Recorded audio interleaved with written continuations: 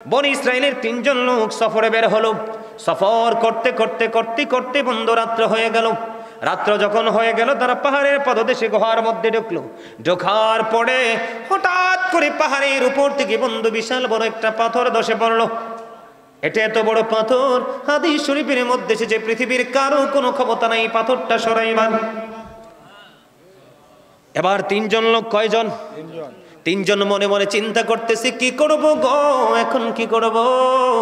এই পাথর তো কেউ সরাতে পারবে না এখান থেকে আল্লাহর কুদরত ছাড়া। এবার 3 জন মিলে পরামর্শ করলেন, আমার দিকে তাকান। 3 জন মিলে পরামর্শ করলেন যে আমাদের জীবনে কোন কোন গুরুত্বপূর্ণ আমল আমরা করেছিলাম আল্লাহকে খুশি করার জন্য, ওই আমলের উসিলা দিয়ে আল্লাহর কাছে আমরা দরখাস্ত করব আল্লাহ যেন আমাদেরকে বিপদ থেকে মুক্ত করে দেয়। প্রথম ব্যক্তি যিনি, উনি ছিলেন একজন কাঠুরে। উনি কাঠ কাটতেন। বন্ধু বুখারী এবং মুসলিম শরীফের মধ্যে এসেছে হাদিস খানা। হাদিসের রাবি হলেন হযরত আবু হুরায়রা রাদিয়াল্লাহু তাআলা আনহু। প্রথম ব্যক্তি মনে মনে চিন্তা করলেন, আমার জীবনে তিনি ছিলেন কাঠুরিয়া। সকালবেলা বাগানে যেতেন, কাঠ কাটতেন। কাঠ কেটে ওখান থেকে কাঠগুলো কুড়িয়ে এনে বন্ধু বিক্রি করে ওখান থেকে তিনি আহার জোগাতেন। একদিন তিনি কি করলেন, কাঠ কাটতে গিয়ে দেরি হয়ে গেল। ওনার ঘরের মধ্যে ছিল বন্ধু দুধের একটা প্রাণী। উনি দেরি করে এসে দেখলেন মা বাবা দুজন ঘুমিয়ে গেছে, আর দুধের প্রাণীর মধ্যে দুধের বাটের মধ্যে দুধ বন্ধু পরিপূর্ণ। এবার এই সন্তান কি করলেন, তিনি সেদিন পাত্র হাতে নিয়ে বন্ধু দুধ দহন করলেন। দুধ দহন করতে করতে করতে করতে করতে করতে পুরোপুরি দুধটা দহন করলো। পুরোপুরি দুধটা দহন করার পরে দুধটা যখন দহন করা শেষ হলো, ওই কাঠুরিয়ার সন্তান পায়ে জড়িয়ে ধরে ধরে বলছে, বাবা গো, ও বাবা, তুমি যে দুধ দহন করেছো এখান থেকে আমাদেরকে একটু দুধ পান করে দাও।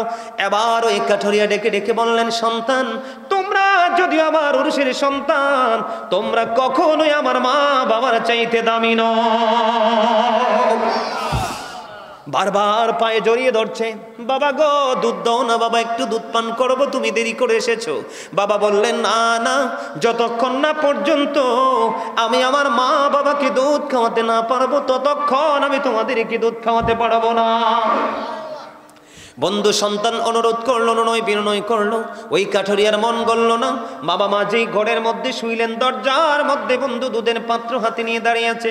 সকাল যখন ফজর হলো, যখন শুনতে পেলেন আসসালাতু খায়রুম মিনান নাওম, যখন তিনি শব্দ পেলেন, বাবার ঘুম ভেঙে গেল। ঘুম যখন ভেঙে গেল, ঘুম ভেঙে যাওয়ার পরে মা বাবা যখন বন্ধু হাত মুখ ধুয়ে ফ্রেশ হলো, এবার ওই কাঠুরিয়া মা বাবাকে দুধ পান করালেন। আজকে এই সন্তান কোথায়?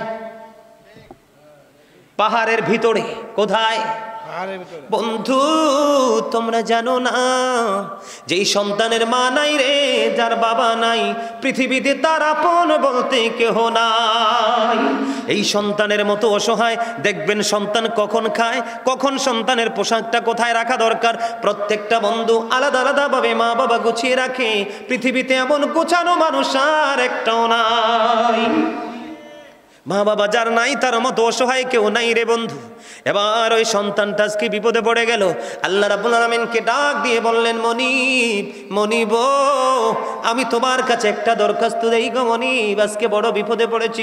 ওই দিন যে আমি মায়ের দরজার কিনারায় সারাটা রাত আমি দুধের পাত্রটা হাতে নিয়ে দাঁড়িয়েছিলাম, মনিব, মা বাবাকে খুশি করার জন্য নয়। তুমি না বলেছ বিল ওয়ালিদাইনি ইহসানা, মা বাবার সাথে সব সময় ভালো আচরণ করতে। আমি তোমাকে খুশি করার জন্য সারাটা রাত আমি দুধের পাত্র নিয়ে দাঁড়িয়েছিলাম রে মনিব। ওই দিনের আমল যদি তুমি কবুল করে থাকো গো, তাহলে আজকের এই বিপদ থেকে তুমি আমাকে উদ্ধার করো। বন্ধুরে আমার, এই যুবকের দল, এই চিতপুরের যুবক, আমার ভাই, আমার বাবারা, আমার মা বোনদের কি বলবো, হৃদয় খুলে শোনো। এবার কি করলেন বন্ধু, হাদিস শরীফ প্রমাণ করেছে তার দরখাস্ত দেওয়া শেষ হইতে দেরি। এবার তিনি চাইয়া দেখলেন পাথরটা আংশিক সরে গেছে, কিন্তু বের হওয়ার মতো কোনো সুযোগ নাই। সুবহানাল্লাহ বলবেন না? পাথরটা অটোমেটিক্যালি একটুখানি সরে গেছে, কিন্তু হাদিস শরীফের মধ্যে রাসূল বলেছেন কিন্তু বের হওয়ার মতো পরিবেশ। বন্ধুরে আমার, দ্বিতীয় ব্যক্তি, বর্তমানে যুবকরা মেয়েরা রাস্তা দিয়ে চলে যেতে লাগলে তাদের কি ফ্রিজিং করে? করে কি করে না? মেয়েরা কিন্তু তাদের সাথে সময় দিতে চায় না, তাদের দুষ্টামির সাথে অংশ নিতে চায় না, কিন্তু ছেলেরা মেয়েদেরকে উত্তপ্ত করে। যুবক এই হাদিস থেকে শোনো, 2 নাম্বার ব্যক্তি তার জীবনে একটা আমল ছিল, সে সম্পর্কে চাচাতো বোন হতো, সে তাকে ভালোবাসতো, সে তার শারীরিক মিলনের জন্য অনেকবার চেষ্টা করেছে, কাছে চেয়েছে বন্ধু। এবার কি করলেন? দুর্ভিক্ষ সময়, একটা সময় দুর্ভিক্ষ শুরু হয়ে গেল, মেয়েটার বাবা মা তার কাছে নাই। এবার কি করলেন? ওই যুবক 2 নম্বর ব্যক্তি তার এই চাচাতো বোনকে 200 দিরহাম দিলেন। কত? 200 দিরহাম দিলেন। মেয়েটাকে তার কাছে গেলেন, একেবারে মেয়েটার কাছাকাছি যখন চলে গেল, মেয়েটা একটা ডাক দিয়ে বলল, তুমি আল্লাহকে ভয় করো, আমার দিকে আর একটা সেকেন্ডও তুমি এগিয়ে এসো না, কারণ আমার সতীত্ব রক্ষা করা আমার দায়িত্ব। যিনি আমাকে বউ করে ঘরে নিয়ে যাবে, যিনি আমার স্বামী হবে। বন্ধু, যুবকটা সঙ্গে সঙ্গে মেয়েটাকে ছেড়ে অনেক দূরে চলে গেল এবং 200 দিরহাম দিয়েছি, 200 দিরহামের দাবি পর্যন্ত ছেড়ে দেয়। জোরে জোরে বলেন না সুবহানাল্লাহ। আল্লাহ রাব্বুল আলামিনকে ডাক দিয়ে বললেন, মনিব, ওই দিন যে কাজটা করেছিলাম, ওই অন্যায় কাজটার কাছে গিয়েও দূরে চলে এসেছিলাম শুধুমাত্র তোমাকে খুশি করার জন্য গো মনিব। মনিব গো, আজকে বিপদ থেকে ওই দিনের কর্মের উসিলায় তুমি মুক্ত করে দাও। বন্ধু, দোয়া শেষ হইতে দেরি, চাইয়া দেখে রে পাথরটা আরো একটুখানি সরে যায়। 2 জনের দোয়া মঞ্জুর হয়ে গেছে। 3য় জন ছিলেন বন্ধু একজন প্রভাবশালী ধনাঢ্য ব্যক্তি। তার কর্মটা ছিল এমন, আমাদের দেশে আমরা কাজের লোক দিয়ে কাজ করাই না, এখন অগ্রহণ মাস পাকা ধান কাটাই কিনা, কথা বলে না। একটা এক্সাম্পল দিলাম, আমরা কৃষক রাখি কি রাখি না? বন্ধুরে আমার 3 নাম্বার ব্যক্তিটা হলো, সে যখন একজন কৃষককে দিয়ে কাজ করিয়েছিলেন, একজন কৃষক তার কাছ থেকে মজুরি না নিয়ে চলে গেল। দিন চলে গেল, রাত্র চলে গেল, অনেক সময় পার হয়ে গেল। পার হয়ে যাওয়ার পরে হঠাৎ করে একদিন এই কৃষক তার কাছে ফিরে আসলো। এবার ডাক দিয়ে বলল, আপনি আমার মনিব, ওই দিন যে কাজ করেছিলাম আপনার কাছে, আমার ওই মজুরিটা বাকি রয়ে গেছে। এবার মালিক তাকে চিনতে পারলো, চিনে তাকে ডাক দিয়ে বললেন, তুমি মাঠের দিকে নজর দাও। মাঠের দিকে নজর দিয়ে চাইয়া দেখো, ওই মাটির মধ্যে যতগুলো ওট দেখা যায়, যতগুলো বকরি দেখা যায়, যতগুলো ভেড়া দেখা যায়, সবগুলো তোমার। এটা কেমন করে সম্ভব?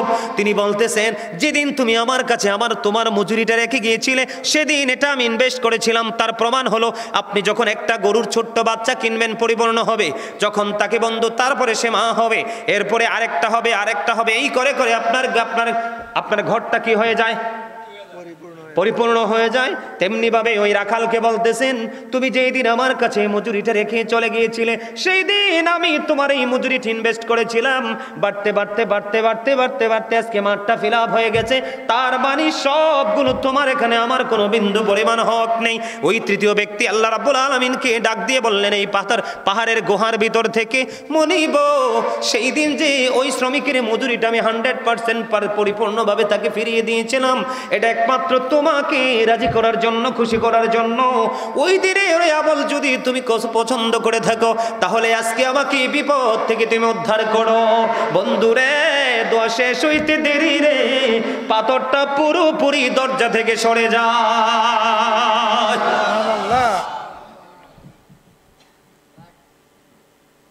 সে আদর্শ কি আমাদের মাঝে আছে? আর জোরে বলেন, আছে? মা বাবা নিয়ে আলোচনা করলে শেষ হবে না আলোচনা।